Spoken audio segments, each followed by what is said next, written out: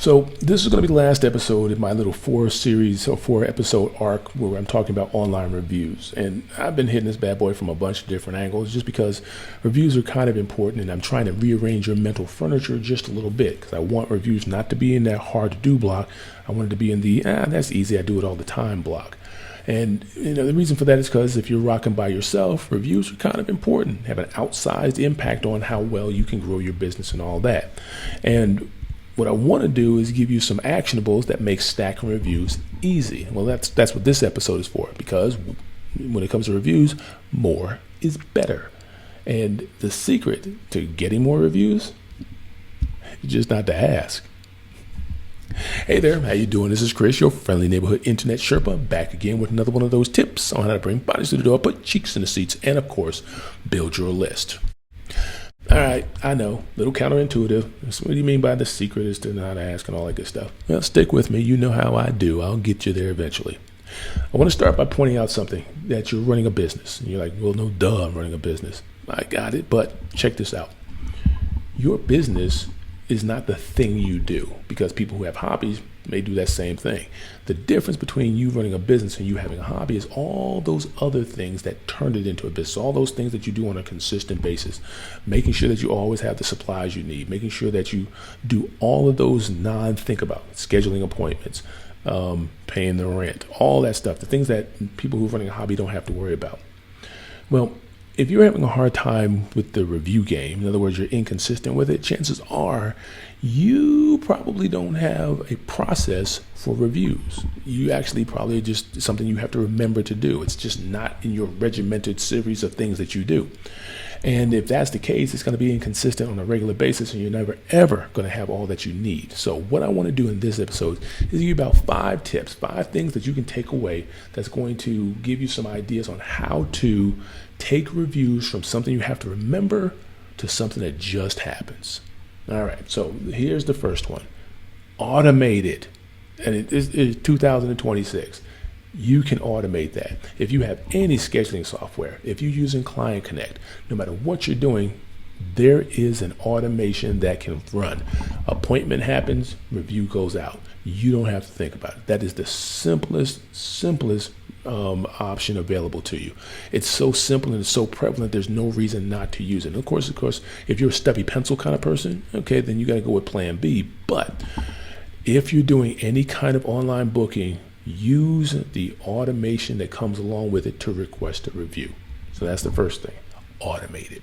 The second thing is, and I call this introducing the process early. It's setting your new folks up to understand that reviews are a thing.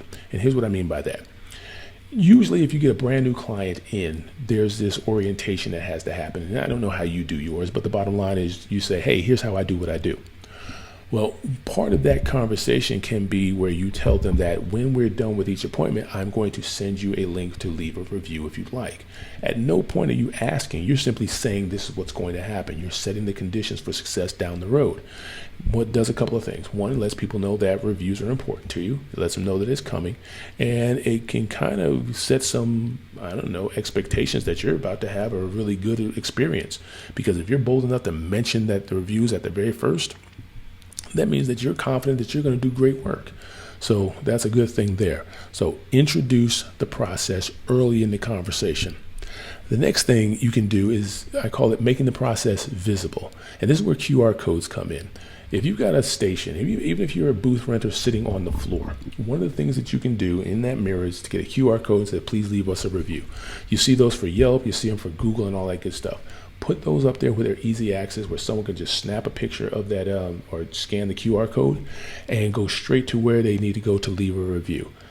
Even if they don't do it, it's still sitting there. So the concept of a review is sitting there. So the fact that you're not talking about it, it's still being talked about. And that's just subtle, but very effective. So that's something that you can do. Another thing, kind of related, a little bit different, is something I like to do, which is let the system or let the process do the talking. Here's what I mean by that.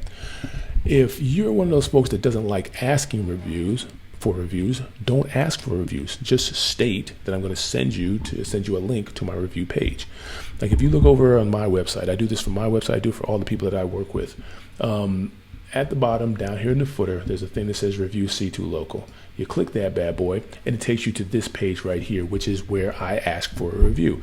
I'm not asking for a review, the page is asking for a review. Now, me personally, I don't have a problem asking, but this makes it a whole lot easier. This is where I send people. And the reason I send them here is, because some people like Google, some people like Yelp. And it also gives a place for me to get feedback just in case they want to leave me something without putting a review up there. I give them all the options in the world. But the bottom line is you can use this technique to go, hey, I'm going to send you my review page link. You're not asking for a review, just saying I'm going to send you a link. Whether they respond to it or not, doesn't matter. What matters is that you have a way of opening that conversation by sending that link. Always a plus.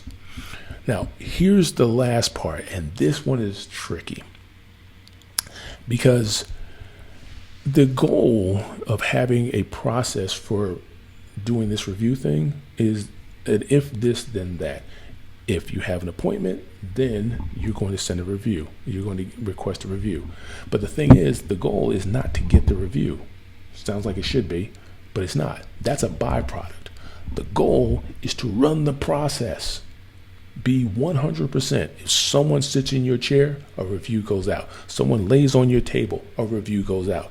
If you knock on someone's door to perform a service, a review goes out. When that review goes out, that's success. Let's use the example of a massage therapist. You get that 15, 30-minute buffer in between clients. If part of that process, whether or not you do the automation or you have a message that's saved on your phone that you can send out with the link automatically, you take care of the sheets, you reset the room, boom, you send out the request. Sending out that request is the success.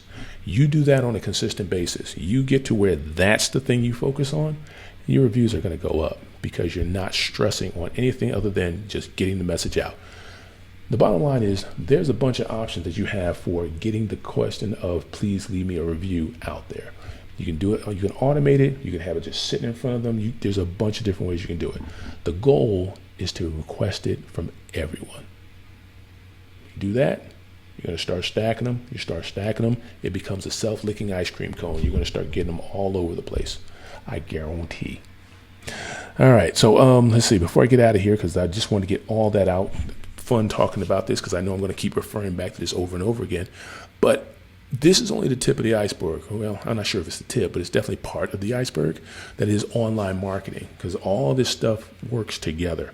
And if you want to kind of get a better understanding of how all of it works together, where this review piece falls in there, go check out my guide. And it's a free thing. I haven't renamed it yet. It's c2local.io/free thing.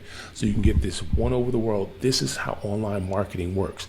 The big picture, so you know how all those different things, your websites, your socials, your reviews, and even your Google business profile, how all those things are supposed to be working together to make it easier for people to find you and for you to be successful at getting bodies through the door to put cheeks in the seats. It's going to be sitting there. Feel free to go and check it out. You don't have to sign up for anything. Just free, just sitting there. That's why I call it the free thing. All right, it's time for me to bounce. I'll see you next time. Thank you for listening. I'll holler at you next time.